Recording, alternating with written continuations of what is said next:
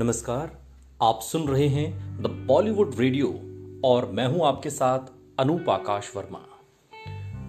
दोस्तों, यूं तो फिल्मी दुनिया में ऐसी अनेकों फिल्में हैं जिन्हें एक से बेहतर कहा जाता है, लेकिन कुछ फिल्में ऐसी भी हैं जो मील का पत्थर हैं। एक तरीके से उनकी गिनती उन फिल्मों में होती है कि बॉलीवुड का जब इतिहास लिखने की बात आए तो उस फिल्म से पहले या उस फिल्म के बाद इस तरीके से हम उसे डिस्क्राइब करते हैं। लेकिन आज जिस फिल्म की हम बात करने वाले हैं उस फिल्म को बने हुए 60 साल हो गए हैं। जी हाँ, हम बात कर रहे हैं एवरग्रीन मुगले आजम की।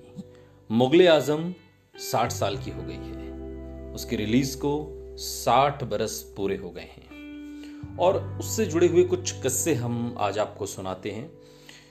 जिस जमाने में ₹5.25 का $1 हुआ करता था, उस जमाने में सिनेमा की टिकट ₹1.5 की हुआ करती थी। लेकिन मुगले आजम की टिकट सिर्फ एक टिकट नहीं बल्कि यादों का पूरा एक गुलदस्ता होता था, जिसमें फिल्म की एक टिकट होती थी, फिल्म से जुड़े हुए फोटोग्राफ्स होते थे, फिल्म के गानों की बुकलेट होती थी और कई दूसरी यादगार चीजें। एक कंप्लीट पैकेज उसके अंदर होता था और कीमत ₹100, पूरे ₹100।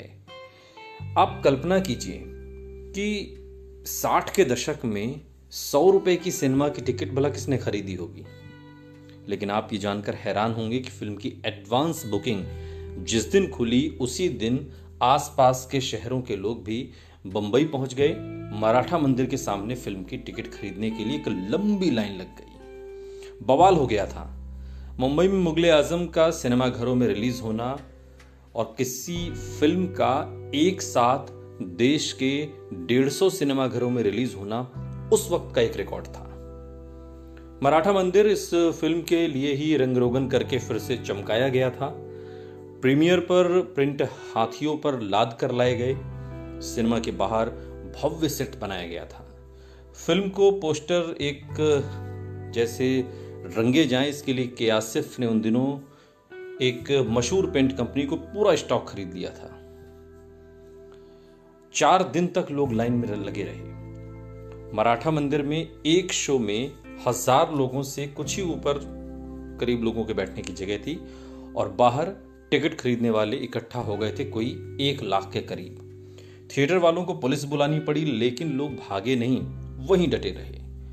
दिन में 4 शोज में 4000, हफ्ते के 28,000 के हिसाब से 4 हफ्तों के टिकट बिके और उसके बाद अगले 1 महीने तक थिएटर पर बुकिंग ही बंद रही। हाल फिलहाल के बरसों में आपने एप्पल आईफोन खरीदने वालों की लाइन देखी होगी।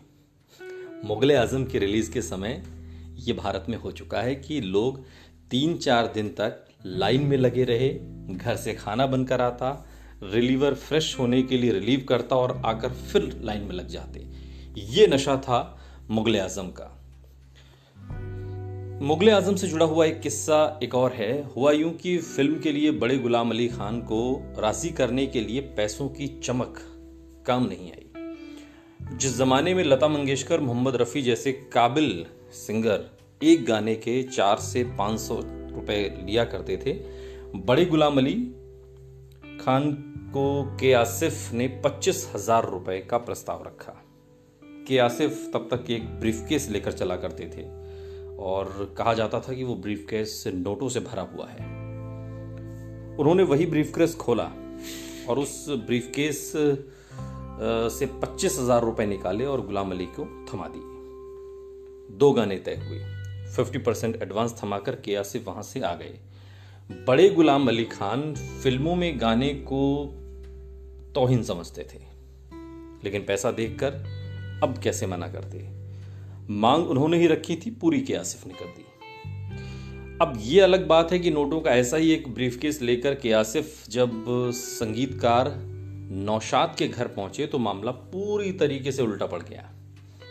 के आसिफ ने नौशाद के घर पूरी इज्जत से एंट्री ली, कुर्सी पर बैठे, कहा कि मुगले आजम के गाने उन्हें कंपोज करने हैं और ये कहकर उनके सामने ब्रीफकेस खोल दिया।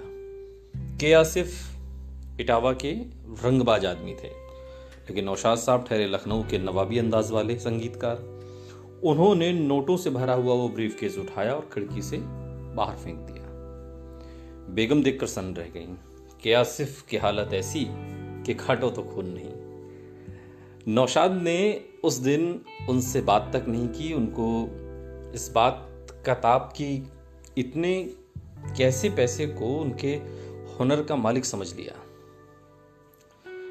नौशाद की बेगम ने बाद में दोनों में सुलह कराई कि आसिफ ने कान पकड़कर माफी मांगी और तब जाकर बात आगे बढ़ी। फिल्म के लिए कुल 20 गाने नौशाद ने बनाए। हालांकि एडिटिंग के बाद कुल 12 गानों को ही फिल्म में जगह मिल पाई। एक किस्सा अनारकली के रोल से जुड़ा हुआ है, जिसमें यह रोल नरगिस की तरफ जाता था।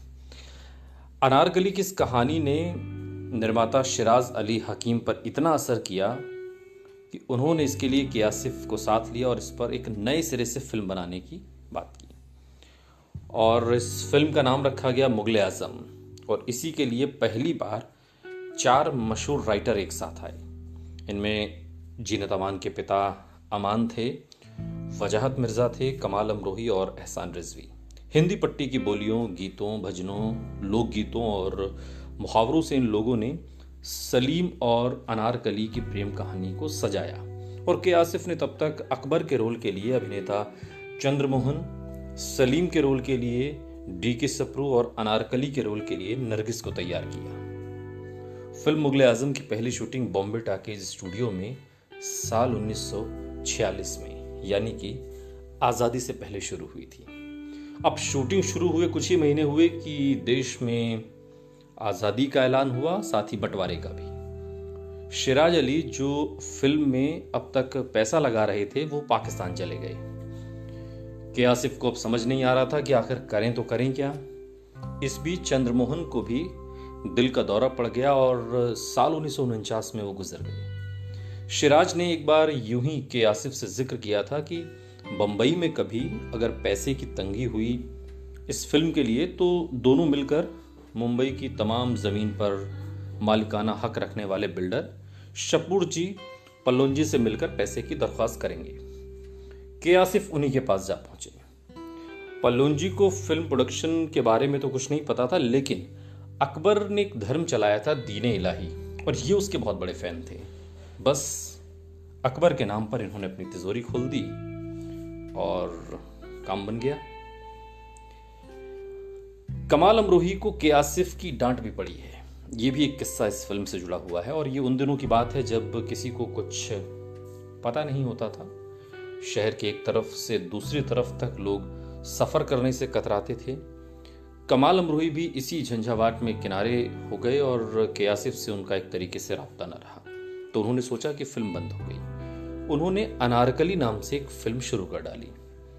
ये बात के आसिफ को पता चली तो वो कमाल अमरोही के घर पहुंचे और अपने घर के आसिफ को देख कमाल अमरोही हक्के बक्के रह गए। के आसिफ ने उनको तगड़ी डांट लगाई। कमाल अमरोही को बात समझ आ गई। उन्होंने उस्ताद से माफी मांगी और अपनी फिल्म बंद कर दी। लेकिन जो फिल्म बंद नहीं हुई थी वो थी नंदलाल जसवंत लाल की अनारकली। प्रदीप कुमार और बीना राय को लेकर बनी ये फिल्म साल 1953 में रिलीज हुई और सुपरहिट रही। लेकिन के आसिफ ने यह फिल्म देखने के बाद भी यही तय किया कि उनकी फिल्म बंद नहीं होगी और उसके बाद फिल्म रिलीज होती है और फिल्म नए कीर्तिमान स्थापित करती है। अपने दौर की महंगी फिल्म, सबसे लंबे समय में बनने वाली फिल्म ये साबित होती है। लेकिन ऊपर वाले के रंग भी कितने अजीब हैं। ब्लैक एंड वाइट ये फिल्म बनी थी और तब इसके प्रीमियर में दिलीप कुमार साहब, जिन्होंने इस फिल्म में अभिनय किया था, सलीम का किरदार निभाया था, वो उस प्रीमियर में शामिल नहीं हुए थे। लेकिन यही फिल्म 12 नवंबर 2004 को दोबारा से रिलीज होती है, रंगीन होगी, और तब दिलीप कुमार इसके चीफ गेस्ट होते हैं। सुनते रहिए द बॉलीवुड रेडियो।